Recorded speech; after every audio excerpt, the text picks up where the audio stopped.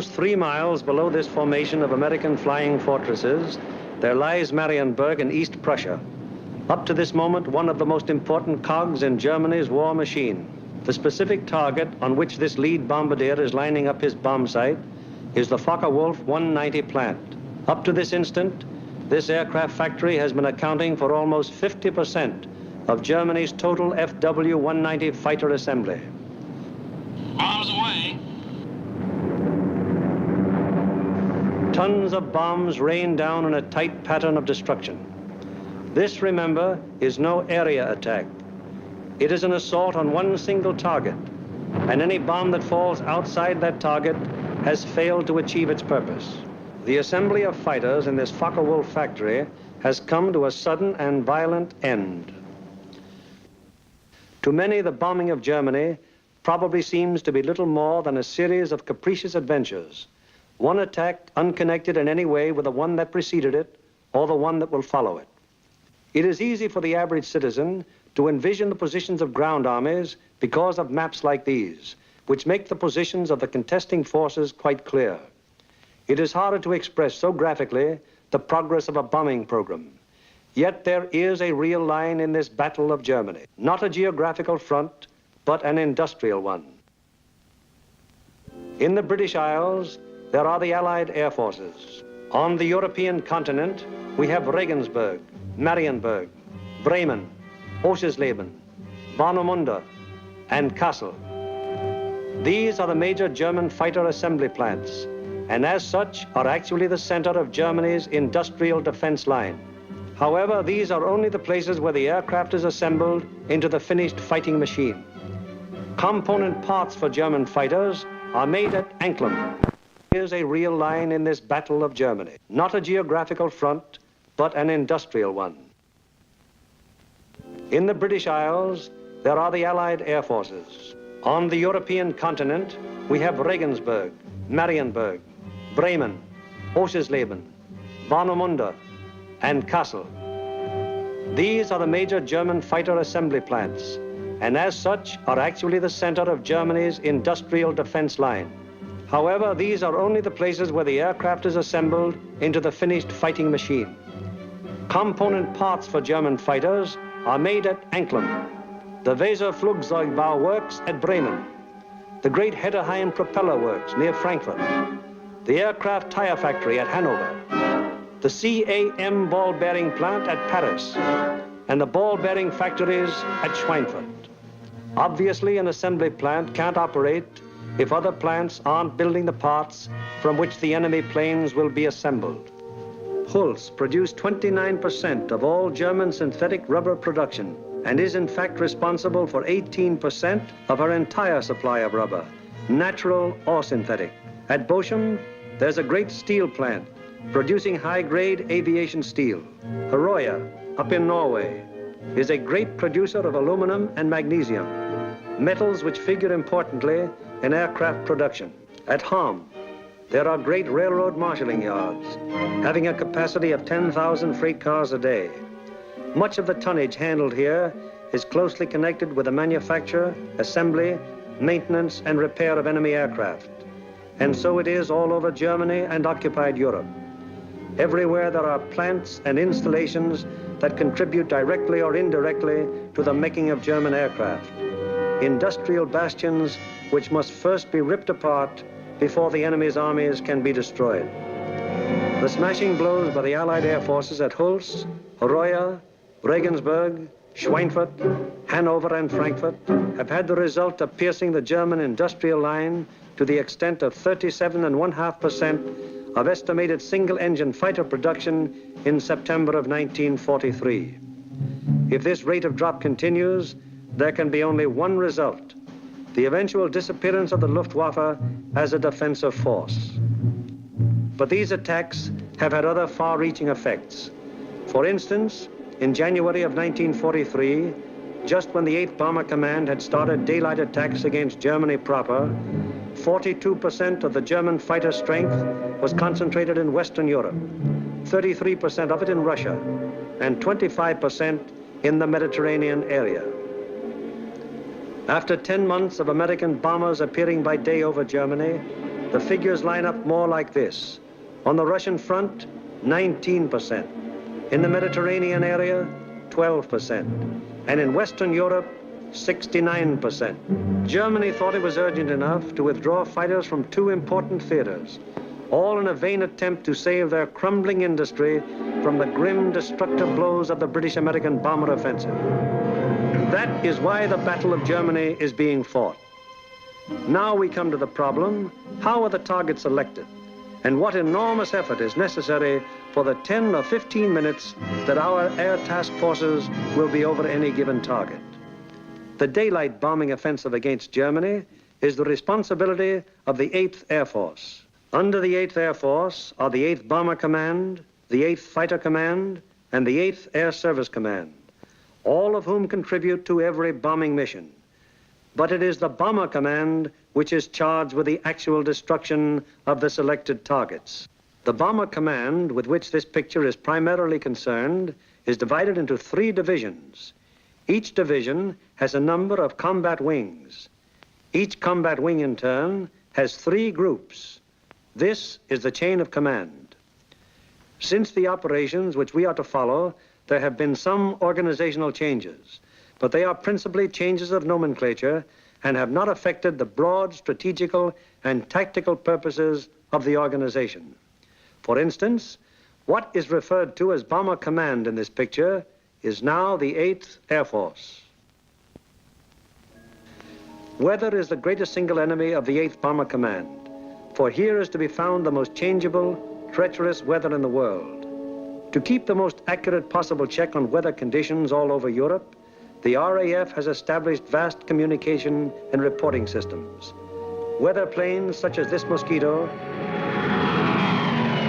and our own B-17s are continually in the air in an effort to know in advance what the weather will be over Europe and the United Kingdom. Men like this supply a major portion of the data from which 8 main weather maps of Europe and of the United Kingdom are drawn each day. In addition, there are 4 upper air maps and 8 maps of a miscellaneous classification.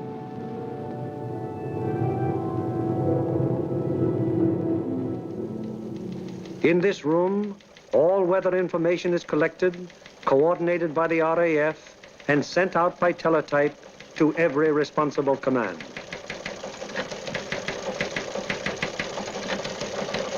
This is the weather section in the operations block at the Bomber Command.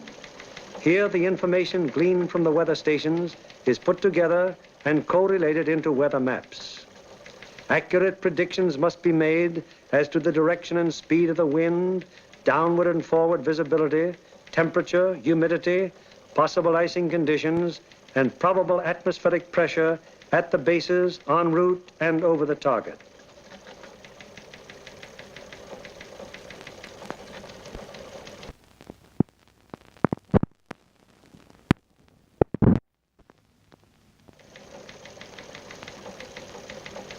Upon the findings made in this room will depend whether or not there will be an American bombing of a German target tomorrow.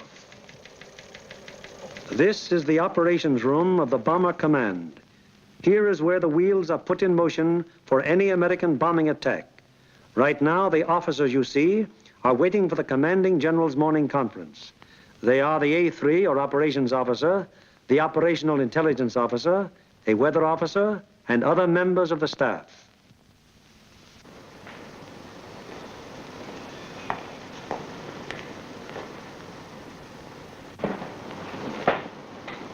What's the weather prospects today, Major? It looks like most of Germany will be pretty good, sir. But we have a warm front approaching from down here, which we do not expect to affect the bases until late in the evening. How's the weather at Anklam? At Anklam, sir, we expect 2 to 5 tenths of low cloud and small amounts of middle and high cloud above 18,000 feet. Visibility 6 to 8 miles. How about Marienburg? At Marienburg, 2 to 4 tenths of low cloud, little or no middle or high cloud, visibility 6 to 8 miles. What will it be at Danzig and Gdynia? At Danzig and Gdynia, sir, 2 to 5 tenths of low cloud, 2 to 4 tenths of high cloud above 23,000 feet. Visibility in there about 5 miles, sir. Give me the map of Anklam and the picture of the aircraft factory there. Yes, sir.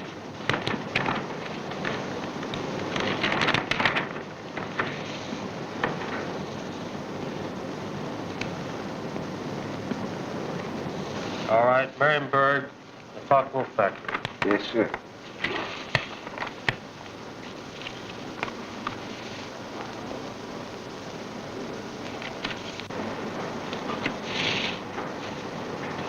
We will attack Marienburg with 2 combat wings, Anklam with 2 combat wings, shipyards at Danzig with 2 combat wings, and the port facilities at Gdynia with 2 combat wings. That will require a maximum effort.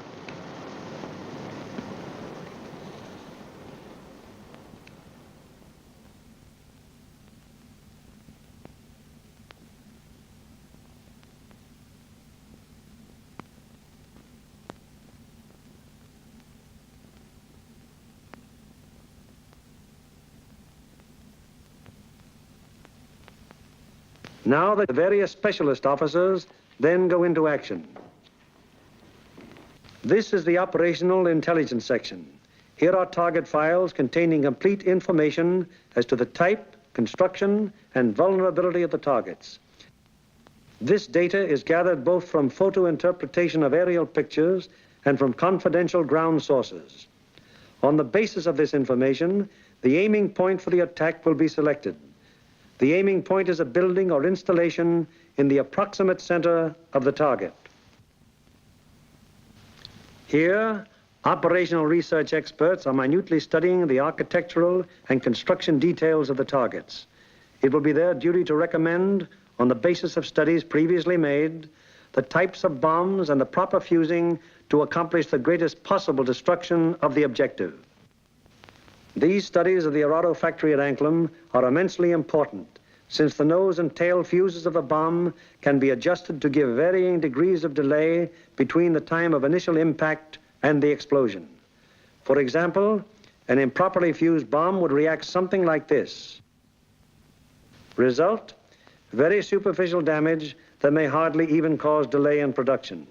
On the other hand, here's what happens when a properly fused bomb strikes the same factory.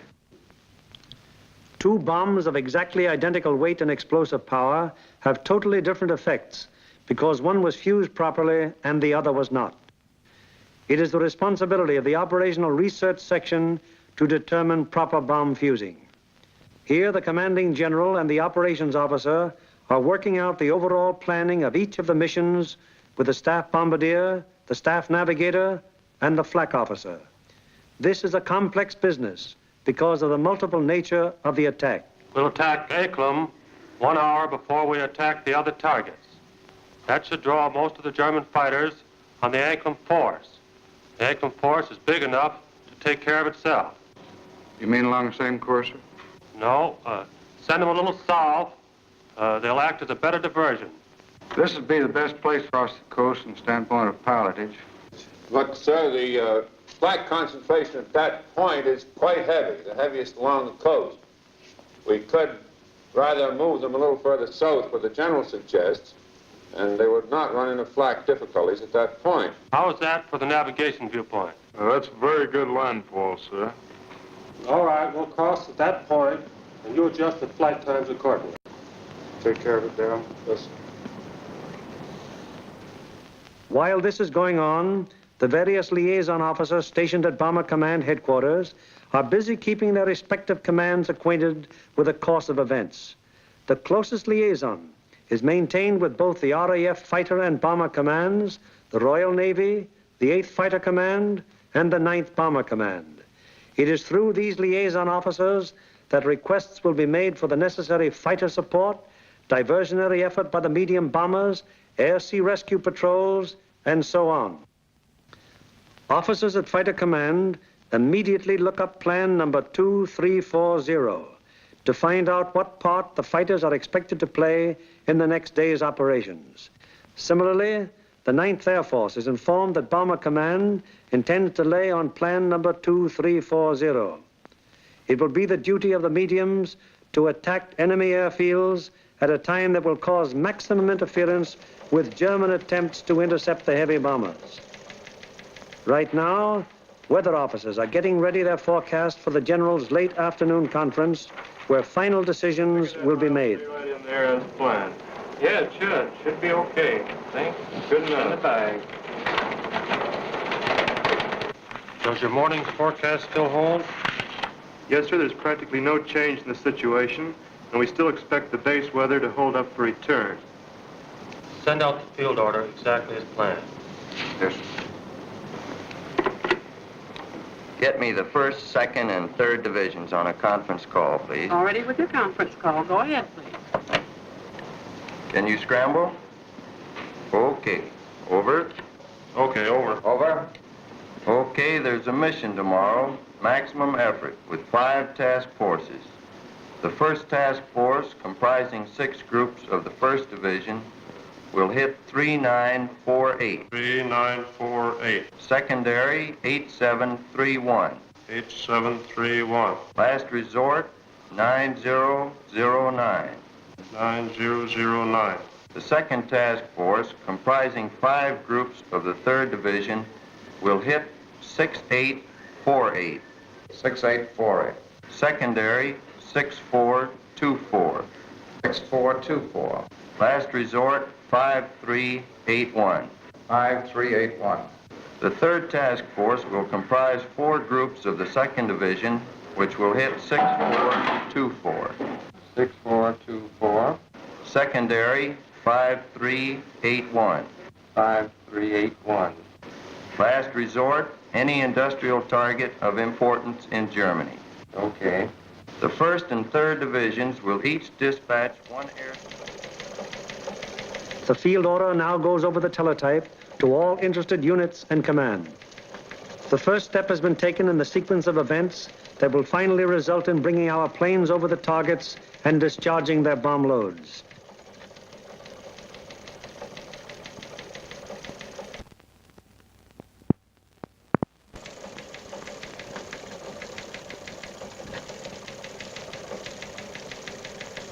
Command has conceived the mission and laid out general plans and routes. Division now plans in detail what command has ordered. The actual time of assembly of the various task forces is determined. The combat wings are assigned to their specific task forces, and the routes from assembly to rendezvous points and the target are charted. Many considerations go into the selection of the routes. Here is the commanding general of the 1st Division, which you will remember has 2 targets for tomorrow, Anklam and Gdynia. Control point here at 0 hour. Another control point here for the northern unit, 0 plus 40 minutes. The other friendly... From that timing, where will that put our northern force at the time that our southern force hits the IP? The northern force should be about the east coast of Denmark at that time, sir. It looks like we're going to catch all the fighters on the southern force, aren't we? Looks very much that way, sir. Well, I think we'd better bend that route around so it's headed towards Berlin. If we can pin those German fighters down in Berlin until we can get started home, they'll never catch us. At the 2nd Division, the target for tomorrow is Danzig. Danzig, eh? That's fine. How many ships do we have for tomorrow? Well, sir, if you recall, General, on our last mission we had heavy battle damage, and not all those aircraft are repaired yet. Call up the wing commanders and have them put pressure on the groups to get their maintenance crews to work on these ships tonight and get every possible airplane on the line in the morning. The 3rd Division, which will have for its targets Marienburg and Gdynia. Looks pretty good, sir. We're going to be right over a lake there for a good checkpoint at the turn. We're going in against the sun. The sun will be at our back, sir. Defenses at the target. Major Frost, what about the flak defenses? Sir, at the upper target, there are 24 guns. That approach is good. The lower target isn't defended by heavy guns. No heavy guns whatever at Marienburg. None, sir. The division's operations officer bases his precise plans on aircraft and crews available at the various groups. He then calls the combat wings to give them advance information before the field order actually arrives. Operator, give me combat wings for conference, please. Okay. Scramble. Over. Okay. Over. Over. Over. For tomorrow, 1st Bomb Division will be called on for 2 task forces.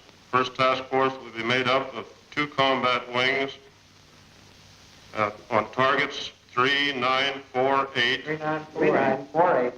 8731. 8731. Last resort 9009. Lead group in this task force. Okay, ready to scramble? Over. Okay. Over. There'll be a mission tomorrow, and I want 2 groups from each combat wing. The target will be primary 6424. 6424. Secondary 5381. 5381. The last resort will be any industrial target of importance in Germany. Okay.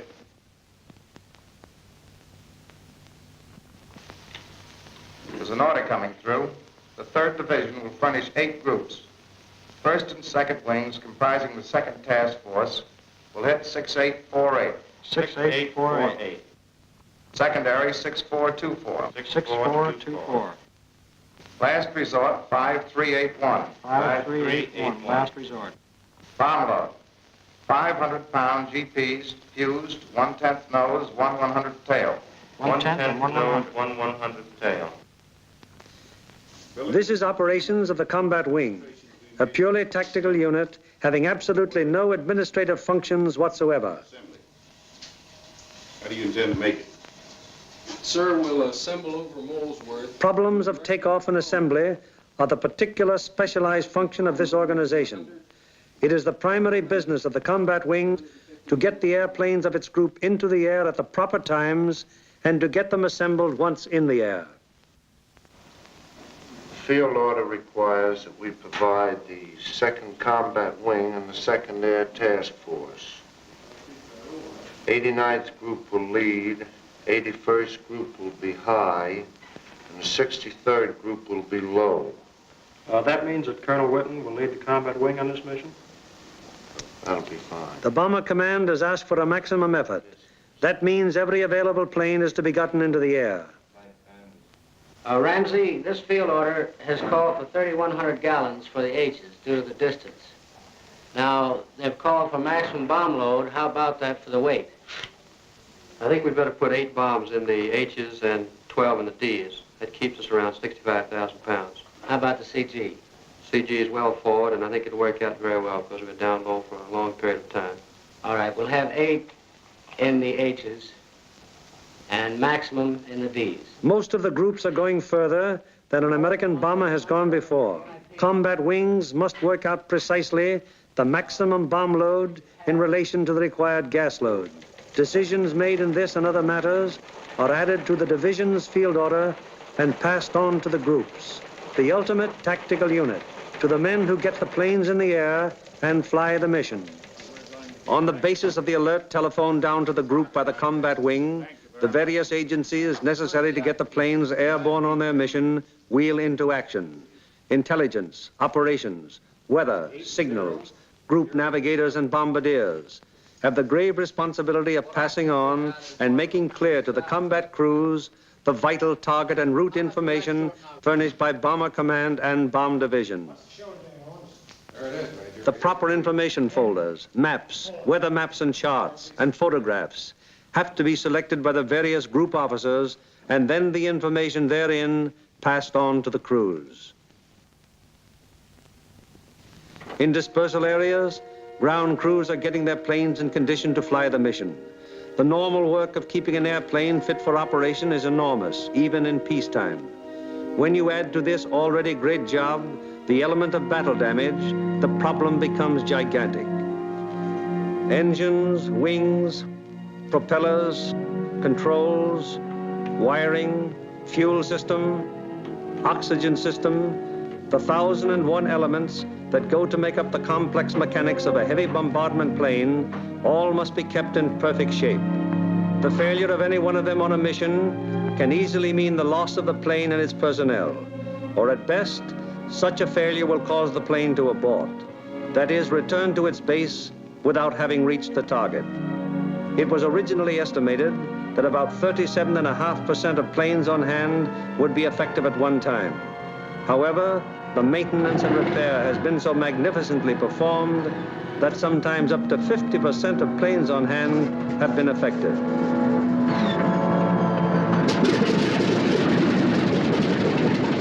Ordnance is already at work, getting the bombs in their racks and loading ammunition onto the plane. These are 100-pound incendiaries.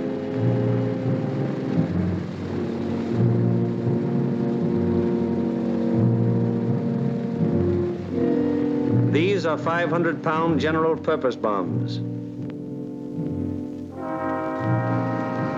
And these are 1,000-pound GPs.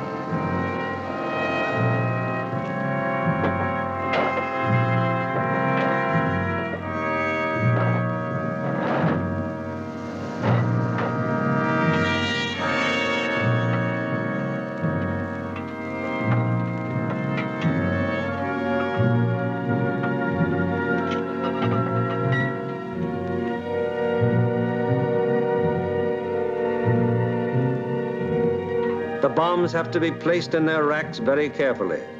One bomb sticking in its rack through careless placement might make a whole mission useless so far as that individual plane goes.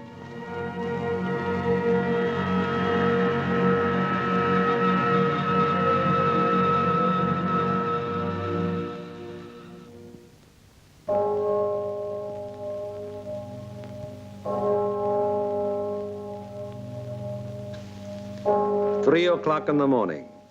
All over England at this exact moment, American air crews are being roused from their sleep. Okay, fellas, roll out. We have a mission this morning. Breakfast in half an hour. Captain Kirk, Captain Thompson, Lieutenant Bushka, Ackerson, Alloway, and Hawker scheduled to fly. We'll snap it up. 3 o'clock. This is a hell of a time to get a man out of bed. You said it, Doc.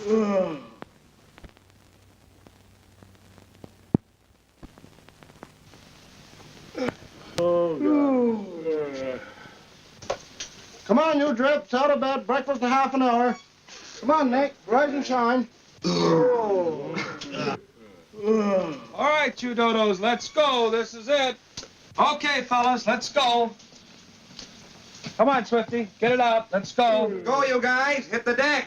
Breakfast at 4, briefing at 5. Let's go. That's fine, just when I had a 48-hour pass coming up. That'd be a good deal. Can't, you guys. You're ruining my beauty sleep.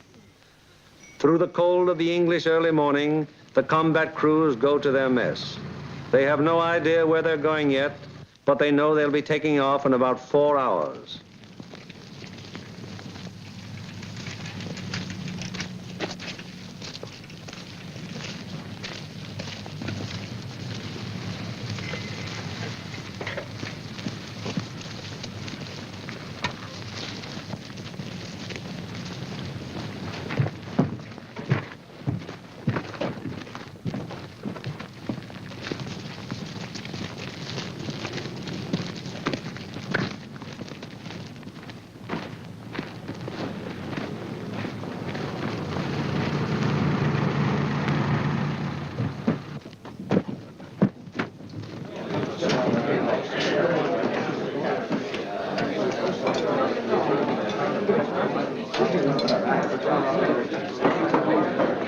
Well, boys, I wonder where we'll be today.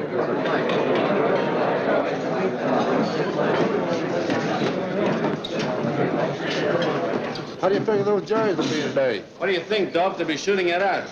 Sometimes I don't think those Jerrys got proper respect for us. Well, what do you expect, Buster, the way you shoot? Gee, look who's talking. You couldn't hit a cow in the flank with a bow feather. Yeah, well, how about those 2 Jerrys I slapped down over Swainford? I'll tell you what happened there. They heard that I was on tail guns and they fainted from fright, that's all. And so it goes. The 4,000 men who will go on this mission all know it will be a rugged deal. For some of them, it's their first mission.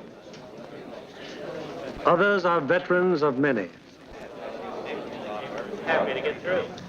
Now, at all the groups in the Bomber Command, the air crews are assembling in the briefing rooms to learn the target for today. Okay, boys, let's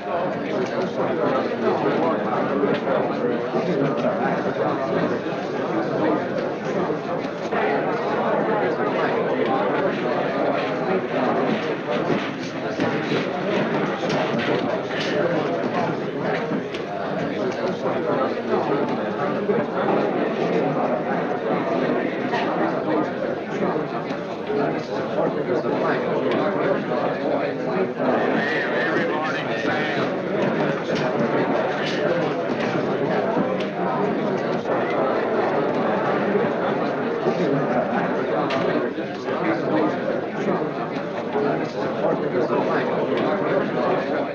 This is the briefing room of the 303rd Group.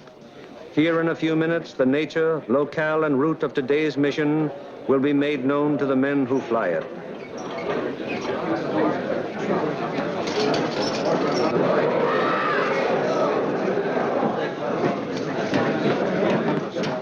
Target for today is Anklam. Specifically, you are to destroy the Arado factory. This plant manufactures aircraft components, principally wing and tail assemblies for the Focke-Wulf 190.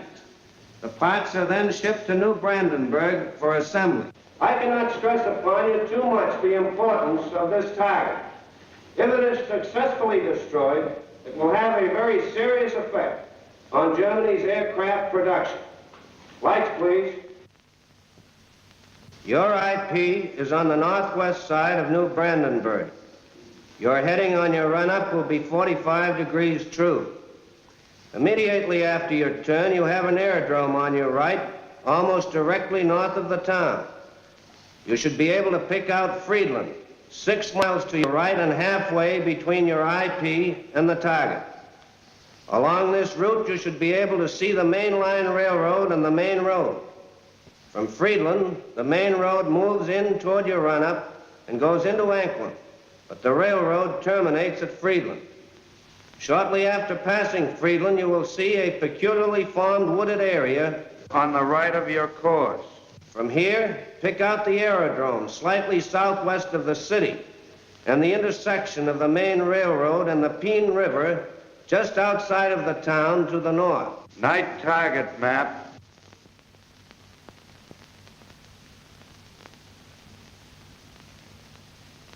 Your target is across the railroad, beyond the town, in the area formed by the bend of the river. And now a picture of the target. This group of buildings here is your target. This building will be the aiming point. If your bomb pattern is concentrated in this area, it should very effectively knock out the factory. Lights, please. At the 379th, the intelligent briefing continues. Late groups will bomb from an altitude of 13,000 feet. We feel that this low altitude will be equalized by the element of surprise which is with us, and it should ensure a thorough and complete planning of the target. Another task force is hitting the FW-190 assembly plant at Marienburg. If the two missions are successful, 65% of Jerry's remaining FW-190 production and assembly facilities will be destroyed. At the 384th. Other forces are attacking submarine yards, aircraft assembly plants, and units of the German fleet at Danzig and Gdynia.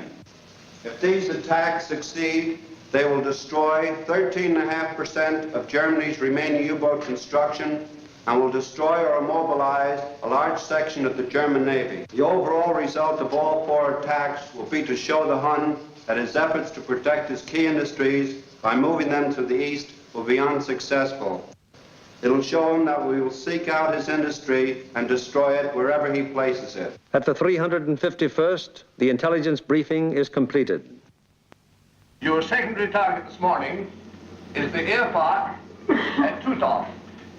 This contains a Focke-Wulf assembly plant, a bombardier school, and you'll love this. It's the country club of the German Air Force. Should you be unable to bomb either of those 2 targets, then in that case, you'll attempt to bomb the last resort target, which is the Hankel assembly plant at Rostov. This is the only complete Hankel unit in North Germany. It should be easily identified by the airfield adjoining, which has 6 intersecting runways running from 1,000 to 1,600 yards, and they're full of nice, fat, juicy Hankels. A weather officer briefs the crews of the 305th Group going to Gdynia. The synoptic situation today is this. We have a high-pressure system centered over northwest Europe, up here near Finland, extending southwestward down across the British Isles, causing an influx of south and southwesterly air going up in this direction. hence causing little or no cloud in the area up there and toward your target.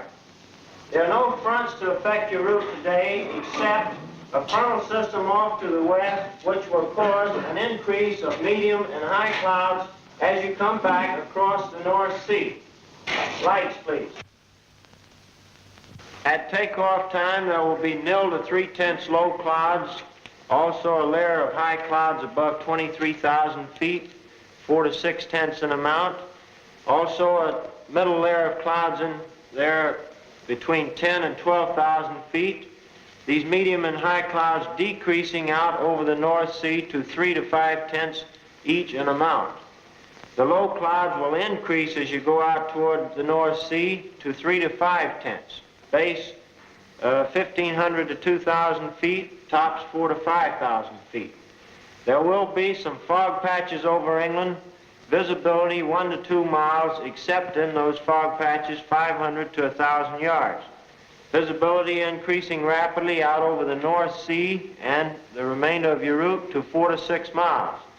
The high clouds continuing 3 to 5/10, and also the middle clouds on toward the target, decreasing to 0 at the target.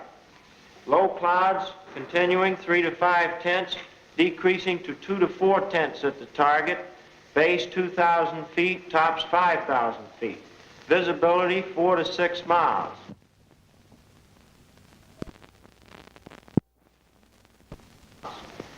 The temperature at bombing altitude, minus 26 degrees centigrade. The freezing level on your route out, 12,000 feet over the North Sea with light rime in the middle clouds. As you return back to base, that freezing level will lower to about 7,000 feet, continuing light rime in your middle clouds. Now on the return route, weather will be very similar to your route out, except your clouds increasing in amount as you proceed back across the North Sea. Base on return, visibility 4 to 6 miles.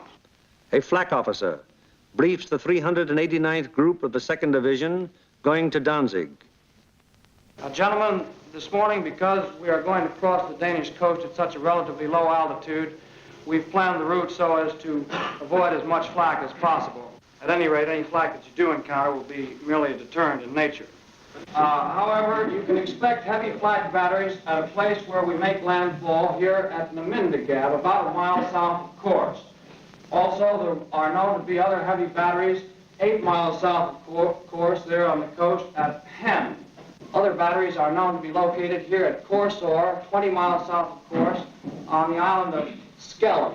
From then on to the target, you will have very little flak. Now, while you're crossing the coast and when you're over aerodromes and cities in Denmark, you are advised to take evasive action. Now then, when you get to the target itself, your anti-aircraft fire from the ground will be known to be supported by fire from naval units. Now, for those of you who have never been fired on by a naval unit, I want to add that naval units can put up a hell of an intense barrage, and you want to look out for it. An operations officer briefs the crews of the 94th Group of the 3rd Division. This group is leading a formation to Mariensburg today. The 880th will be high group and the 764th will be low group. Bomb load of each ship will be 3 1,000-pounders, used 1/10 nose and 1/100th tail. Get that, bombardiers.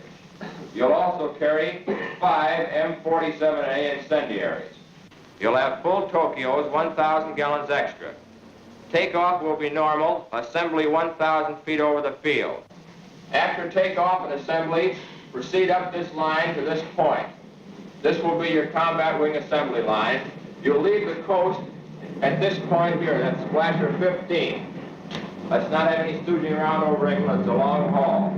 The 57th Combat Wing will follow us today at a 3-mile interval. Now to the 95th Group.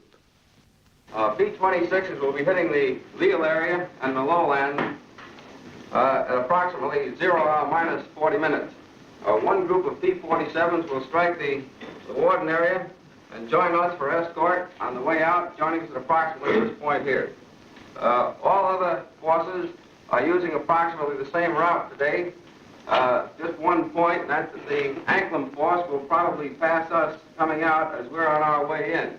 You should see plenty of air activity. Let's hope that most of it is ours. The climb will commence at the English coast, climbing at 150 miles an hour, 100 feet per minute. We should reach bombing altitude approximately at the Danish coast, and under no circumstances should the Danish coast be crossed at less than 12,000 feet. We will drain Tokyos as soon as possible. We should have plenty of gas. We figure approximately 400 gallons overload. At the 100th, the operations briefing is completed. Fly loose formation today with groups echelon to the right until a point 75 miles from the enemy coast, where normal combat wing formation will be assumed. For visibility, everybody use Aldous lamp. The Royal Navy will be out patrolling with sea routes, so any crews that have to ditch will probably be rescued very quickly. The Commanding General of Bomber Command asked us to put out a special effort today, so let's give it to him. The commanding officer of the group invariably has a few words to say. Men, the going's going to be rough. You're going to have to bow your necks in there and stay in there and pitch every minute. Now, gentlemen, this is the type of target you don't want to have to go back after the second time. If you fly a good, tight formation, get a good, dense pattern on that target, we won't have to. This Anklam crowd down here may pull most of the fighters off of us. However, that's just a guess.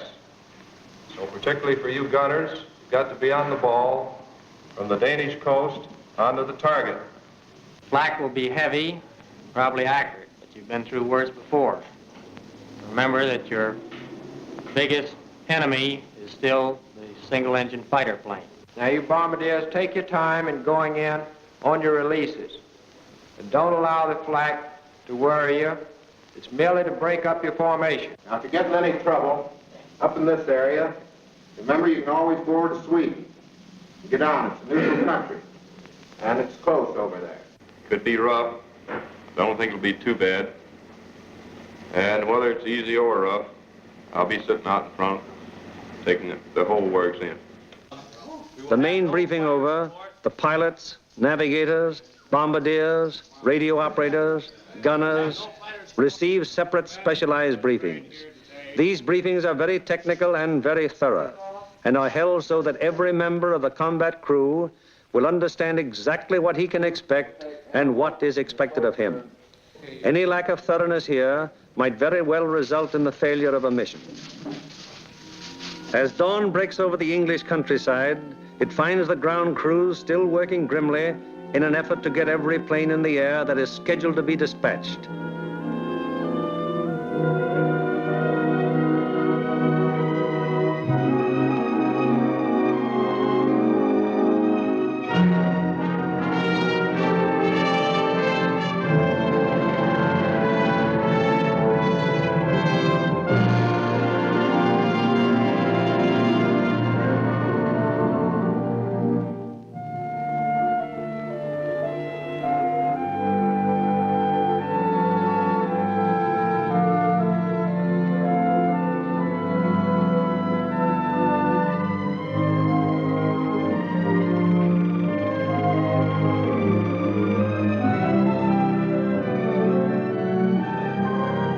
These men take as fierce a pride in their planes as do the air crews. To each of them, it is a personal tragedy, reflecting in some way on their capabilities when their airplane is forced to turn back without having completed its mission, or when they have been unable to get an expected plane ready in time for a mission. It's getting on to the time when the combat crews go to their planes. Here they are in the crew room, putting on their flying clothes. Clothes and equipment especially constructed to ward off the intense sub-zero cold which they will encounter so shortly.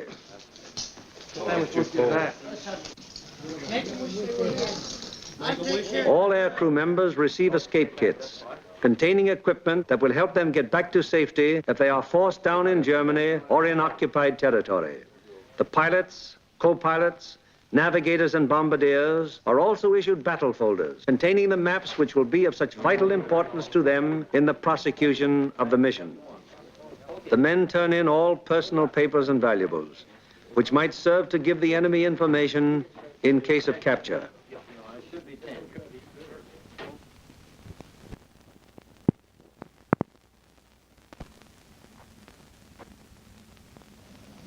Some of the crew members turn to their chaplain, whose ministrations are always available to the men of the bomber bases.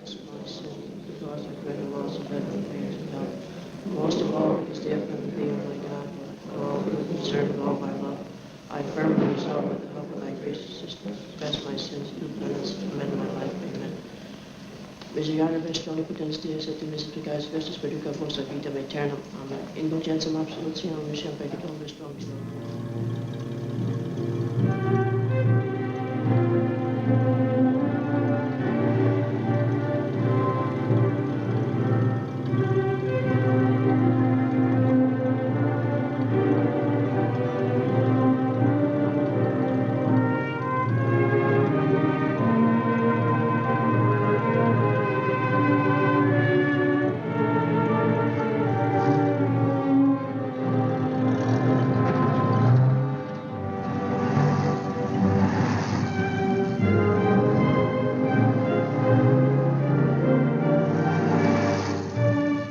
So changeable is the weather in the European theater that sometimes widely varying conditions will be found on fields only a few miles from each other.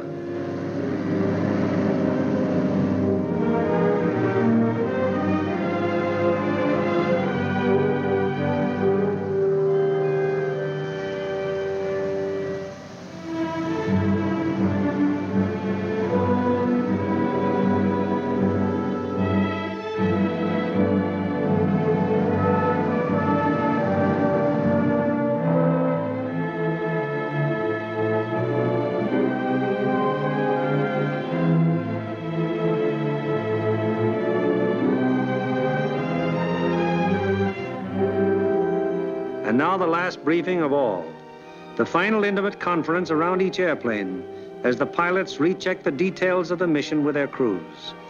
Crew members have ceased to exist as individuals. They are now 10-man teams, and on the excellence of their teamwork will depend the success of the operation.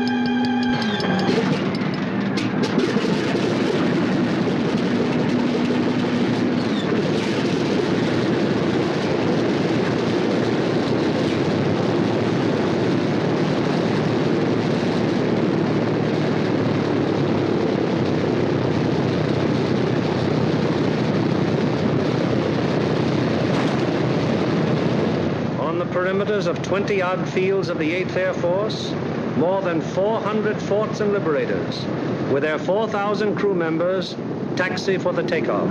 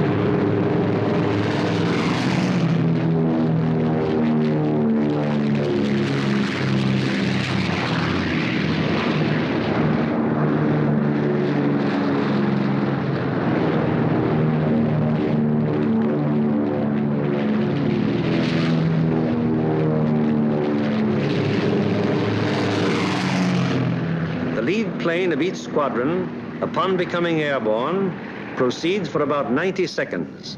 It banks sharply to indicate its turning point, then goes into a slow left turn. Each successive plane in the element turns as soon as the pilot sees the plane in front of him turn. The element of 3 planes levels off at 1,000 feet and returns parallel to the takeoff runway at a distance of about 2 miles. Here the elements start to assemble into squadrons of 6.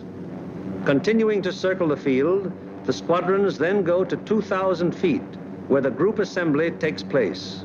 This accomplished, the group now moves on to the combat wing assembly point. Here is how the group stacks up from the side. The group has a depth of 850 feet. This is how the group looks from above. In the lead squadron, the second element is flown with the nose of the leader slightly behind and to the right of the right wing aircraft, first element. The lead plane of the high squadron flies even with the lead plane, second element, lead squadron. The second element of the high squadron flies with the leader's nose just behind and to the left of the left wing aircraft, first element. Here is the group as an enemy fighter pilot sees it, from head on. The first element of the lead squadron is stacked high left and low right. The first element of the low squadron is stacked high right and low left. Likewise, the first element of the high squadron is stacked high right and low left. All second elements are flown low. The second element of the lead squadron is stacked high left and low right. The second elements of the high and low squadrons are stacked high right and low left. Experience has shown that this arrangement of the group brings to bear on attacking fighters the greatest possible amount of firepower by utilizing to fullest advantage the field of fire of each gun in the formation. Again, it is proved to be the most maneuverable formation from which to execute the primary and all-important purpose of the mission, the dropping of the bomb loads on a precise target. Obviously, it would be desirable to stack as many bombing planes as possible in one defensive formation. However, it has been found that the largest practical defensive formation is the combat wing of 3 groups. Any formation of aircraft larger than this becomes unwieldy. This force has a depth of 3,000 feet. The nose of the lead aircraft of the low group is aligned with the tail and slightly to the left of the rearmost aircraft of the lead element, lead squadron, lead group.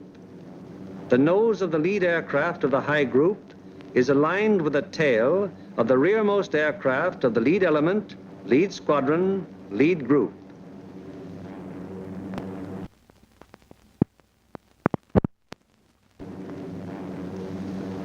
The combat wing having been assembled, they now move on to make rendezvous with the rest of the task force. In this case, another combat wing.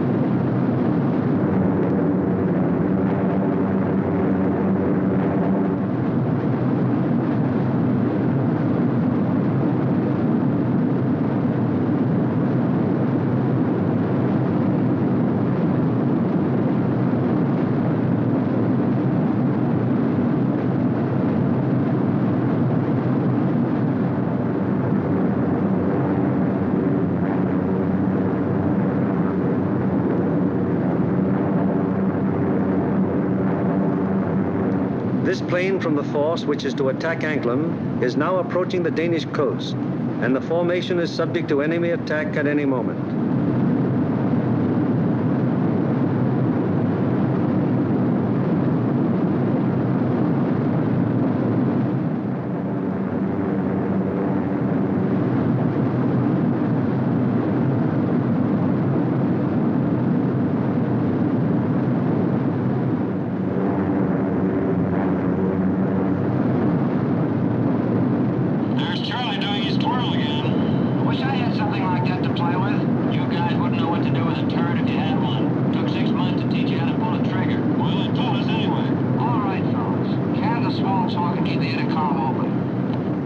It is now 10:30 hours, and Denmark has been penetrated to some distance without any great opposition as yet. So far, there has been only some light and inaccurate flak at the coastline. Some flank guns have opened up on us.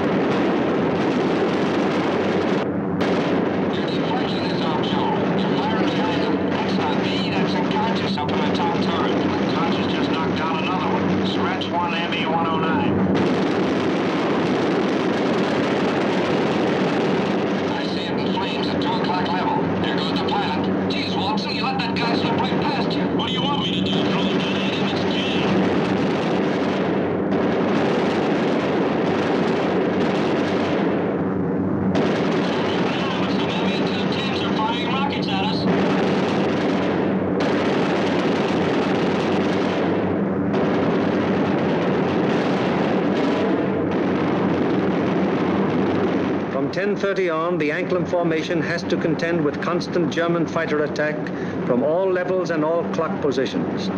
During this time, the gunners aboard the fortresses knock down fighter after fighter. However, the gunnery of the forts, no matter how sensational it may be, is only to ensure the successful performance of the mission. It is not the job or purpose of forts or liberators to seek out action with enemy fighters. They merely defend themselves against enemy fighter attack so that they can destroy their target and bring their crews back safely to their home bases.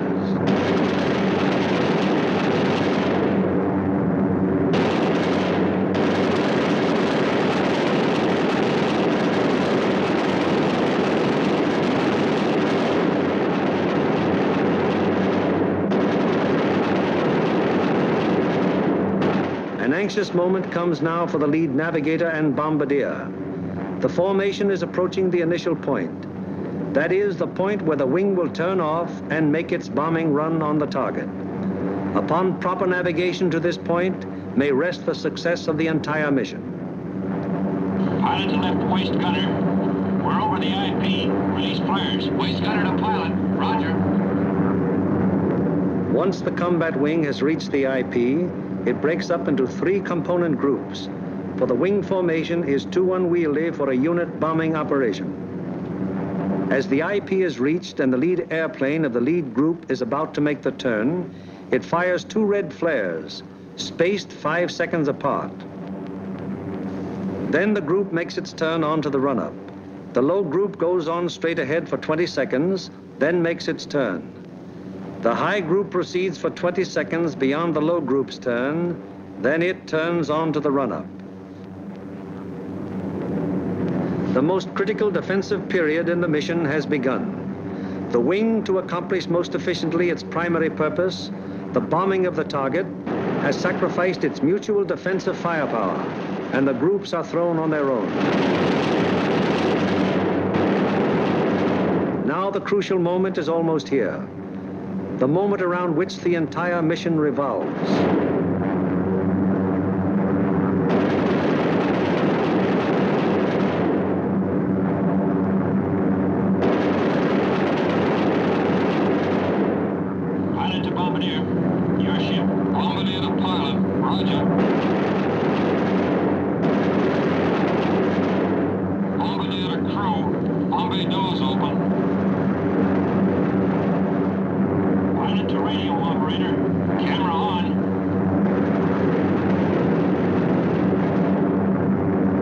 Bomb bay doors open, the group is committed to its attack. No evasive action may be taken until the bombs are away. And at this time, the formation is most vulnerable to attack, both from flak and enemy fighters.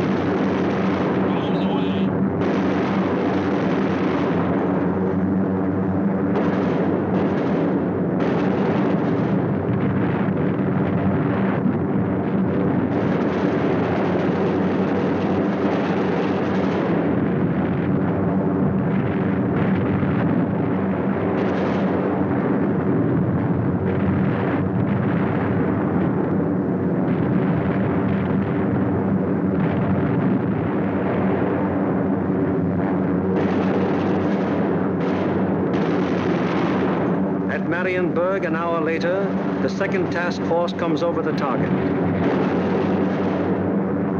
Bombs away.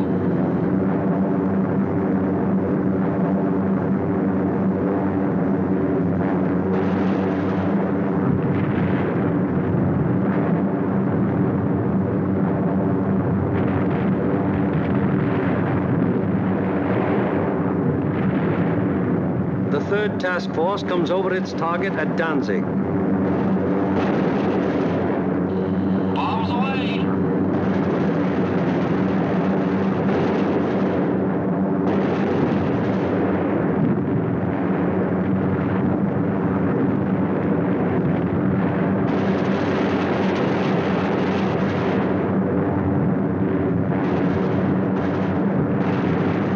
The fourth and fifth task forces arrive over the harbor area of Gdynia. Bombs away.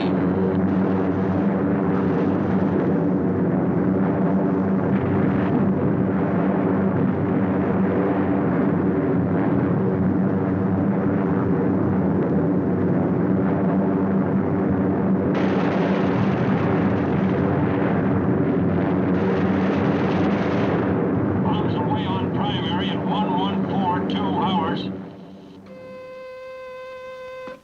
Yes. Sir, in addition to Anklam, which was attacked at 11:51, Marienburg was attacked at 13:05.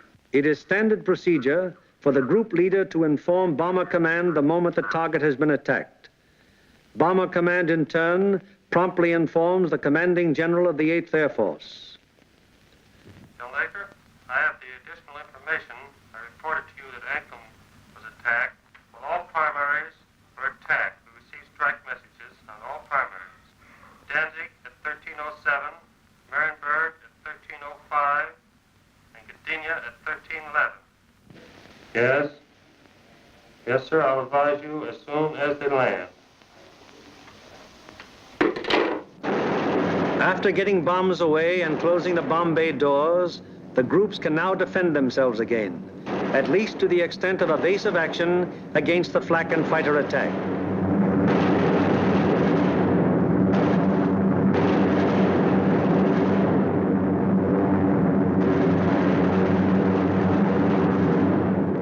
The lead group flies a straight course for 15 seconds before turning off to the rally point.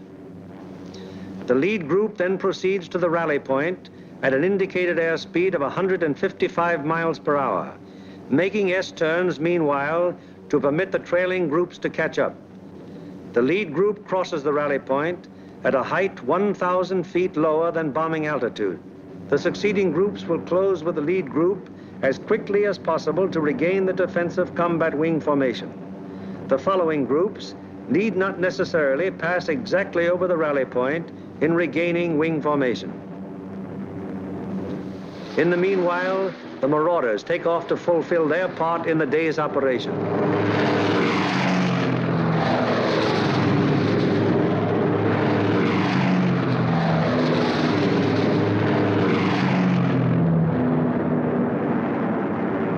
They bomb the aerodrome at Woensdrecht, one of the most important of the enemy's fighter bases. This blow by the medium bombers is timed so as to provide the maximum interference with the enemy's capacity to intercept our withdrawing heavy bombers. Last off are the fighters. Their great speed will enable them to reach the Leeuwarden district in a short time, sweep the area clear of enemy fighters, then give the heavy bombers withdrawal support from the enemy coast home. At the fields, it's getting on towards the most nervous of all times, the estimated time of return. Everyone who stays behind sweats out this period at the end of each mission. Here at the control tower, at the dispersal areas, at the Red Cross, at the Officers Club, everywhere on the field, the one thing paramount in everyone's mind is that the group is due back.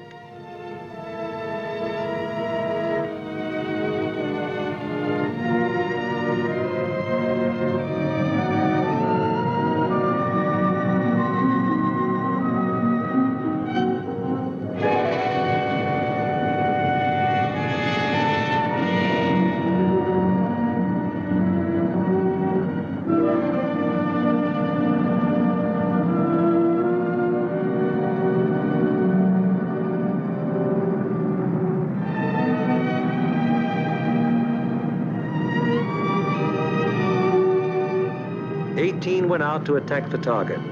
How many have returned? 1, 2, 3, 4, 5, 15, 16.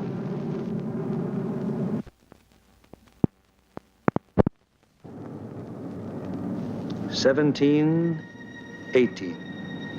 18 dispatched, 18 returned. 23 dispatched,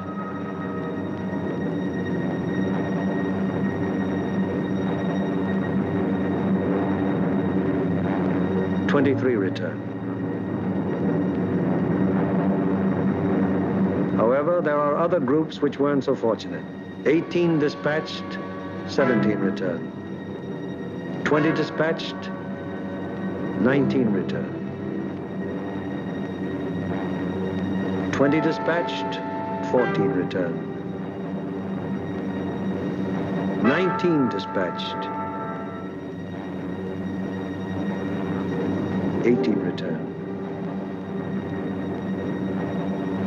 20 dispatched, 10 return. 18 dispatched, 8 return.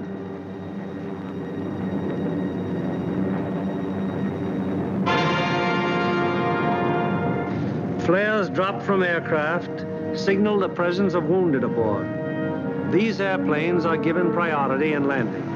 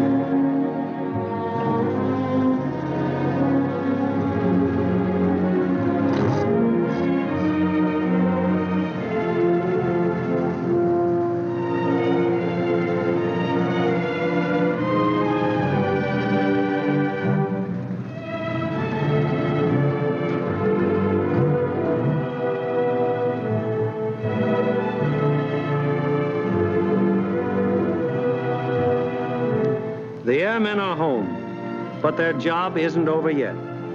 Before they can go to their billets for a well-earned rest, they must first undergo one of the most important phases of any mission, interrogation. It is highly important to question the crews at the first possible moment after the mission, while their impressions and memories are still fresh.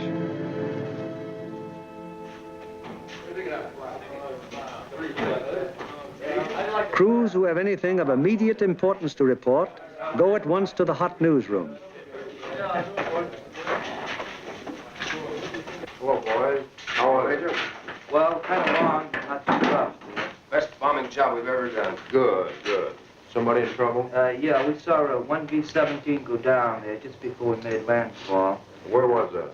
Well, that was at 5240 north. 5240, yes. 1 degree, 50 minutes east. 0150 east. Yes, and what time was it? That was at 1524. And was that a G-fix? That was a G-fix, yes. And we had the radio operator get on the MFDF section. He sent in the coordinates of the fix. Good. And I had my radio operator turn on his IFF to emergency when we saw it go down. Okay. And what happened? Well, the ship went down, apparently under control, and saw it hit the water. Yes, I was looking through the glasses, and I saw 2 dinghies come out, and 10 men, apparently all okay, Major. Good. And what altitude were you? We were at 5,000 feet at the time. Okay, anything else? No, settle up for a cup of coffee. It's waiting for you, boys. Thank you.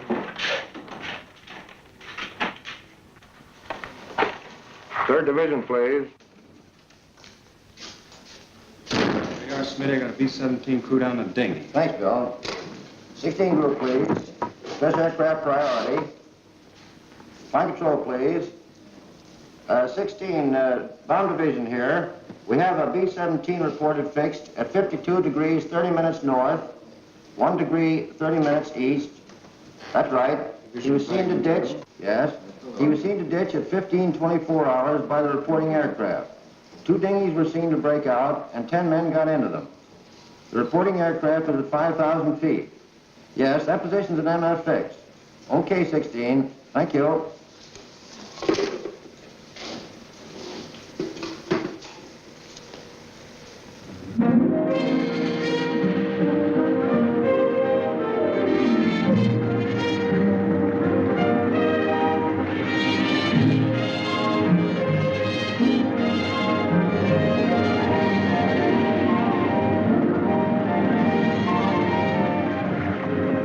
In one way or another, scores of our crews are saved by air-sea rescue from the English Channel and the North Sea and returned to combat service. Aside from human values, a trained fortress crew is even more valuable than the plane they man. And the work of the Air-Sea Rescue Unit has been of enormous value to the 8th Air Force. The hungry crews are fed enough to hold them until they can be interrogated and get to their regular chow. These men are from the groups that went to Anklam.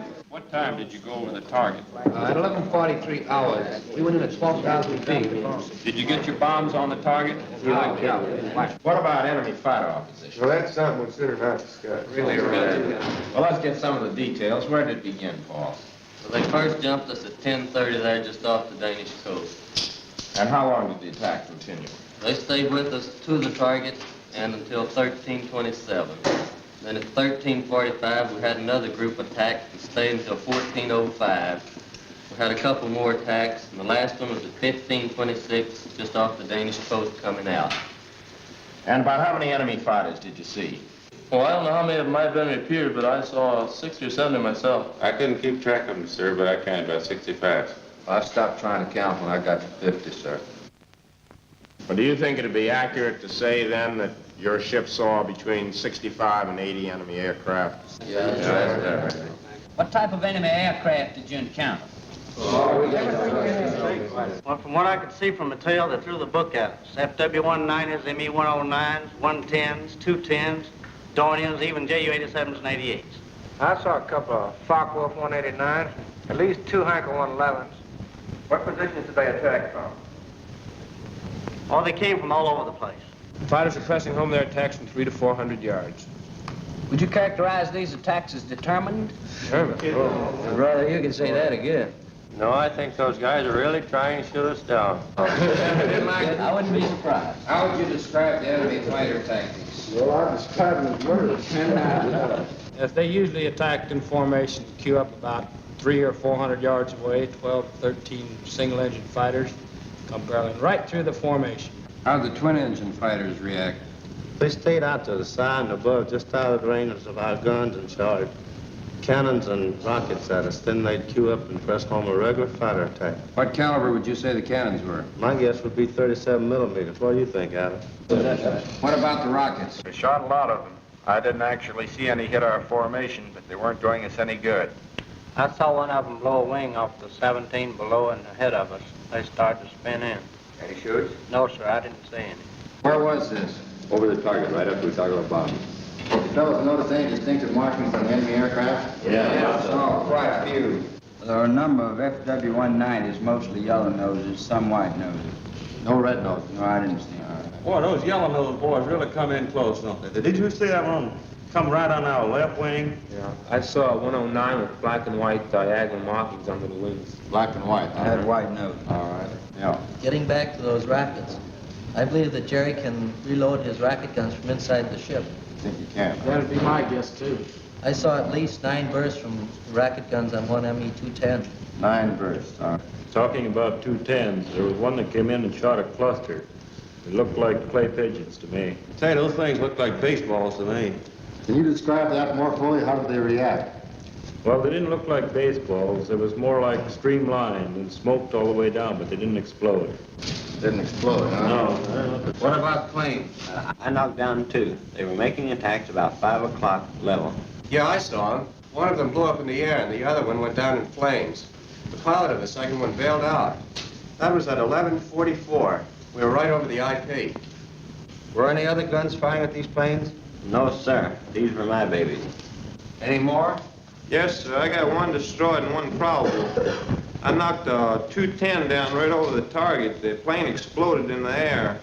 I got a burst at a 110, and it started down in flames. I couldn't see whether it went all the way down or not. We were under constant attack. Bombing results and enemy fighter reaction are only one phase of the interrogation. The enemy's anti-aircraft defenses, their concentration and their accuracy are also matters of great interest to the interrogators. The group of the 2nd Division, which went to Danzig. How would you describe the flak en route to the target? From the coast to the target, it was meager and inaccurate as to height and deflection. Over the target, it was still meager, but pretty accurate as to height and deflection. Is that how the rest of you fellows would describe it? What about on the way back? Well, it was meager and inaccurate, except now when we crossed the coast. They threw the box barrage that was pretty accurate as to height. In fact, it was good as to altitude, but the deflection was a little off. The first burst hit about 100 yards ahead of the lead plane, and we felt the concussion of it, right? We got a couple of flak holes in fuselage right around my gun position. Any other battle damage? A couple of flak holes in the nose. Burst of 303 in the number 4 engine. Got an oil line. What was your altitude when this box barrage almost caught you? 21,500 feet. Did any of you notice anything unusual or peculiar about the flak burst? No, it looked like the same old black flak to me. What's the 6th we have seen her? Also valuable to the interrogator is any intelligence that might be picked up by the crews en route to or from the target. Such observations may be completely incidental to the mission, but can prove to be of great value at another time when another target is being attacked. Let's find out what the force attacking Marienburg discovered on their way to and from the target. This smoke screen at Danzig, where did that emanate from? Well, it looked like to me it was coming from off of floats and boats here with smudge spots on them, anchored just a little ways off the coast. Yeah, Ernie, they were shooting it up from the ground, too, and it get up so high and burst and mushroom out. Would you say it was effective? Well, we didn't pass right over the city itself, so we couldn't say definitely, but it looked like to me it'd be pretty doggone effective. Was all right? You see anything else? Yeah, there's a new airport about 2 miles below Danzig there, south of Danzig. What'd it look like? Pretty large airport with grass runways and a lot of construction at the south end. I seen another one there at Puck. It seemed like it's building runways and some buildings, new buildings like they're quite not to be hangars. Okay. Now, how about military installations? Did you see any of those? Well, south of Stadthof in East Prussia, we saw some installations that might have been fortifications. They were large rectangular buildings with red tops. Yeah, there were 2 rows of 4. 4 buildings each? Yes. Good deal.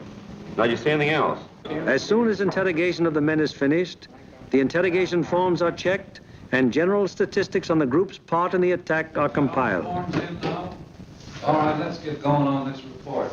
Okay. B, number of aircraft dispatched. 20. C, number of aircraft attacking the primary target. 20. Hello, I want the A2 duty desk. Hello, this is Norgan 492. Got a flash teletype report for you. You ready? The organizational flow which we have observed throughout this picture has now begun to operate in reverse. Information obtained from the crews is evaluated in divisional critiques, conferences in which all responsible group and divisional officers carefully inspect the detailed record of the mission, discuss any failures that may have occurred, and plan to prevent their recurrence. After a particularly large or important operation, there will be a command critique, with the 8th Air Force Commanding General presiding. Here in the dark room, the strike photos of the targets brought back by the returning planes of the group are developed and printed with all possible speed so that experts of Bomber Command can assess the damage done. Coming in from planes of every group participating in the various raids and interpreted and appraised by trained photo interpreters, these pictures will give Bomber Command an excellent idea as to exactly what parts of the various targets were hit and how severely. Here, as seen in these pictures taken the following day by photo reconnaissance planes, severe damage has been inflicted on all the major and most of the minor buildings of the Arado factory at Anklam. This is a strike photo showing how Danzig looked during the attack. Very extensive damage has been suffered in the harbor area. Here is an annotated PRU picture of Gdynia as it appeared after the attack. A near miss is seen on the liner Deutschland type. The transatlantic liner Stuttgart does not appear in this picture, although she was seen afire and in the hands of tugboats immediately after the attack, as these strike photos reveal. Aside from the Stuttgart, several ships in the South Basin have been sunk or damaged, including the liner Oceania. Shore engines are also heavily hit. At Marienburg, the PRU photo discloses that the damage was exceptionally severe, almost every building having been destroyed or seriously affected. General Arnold has characterized this attack as the greatest example of precision bombing on record. Other targets will be as thoroughly destroyed.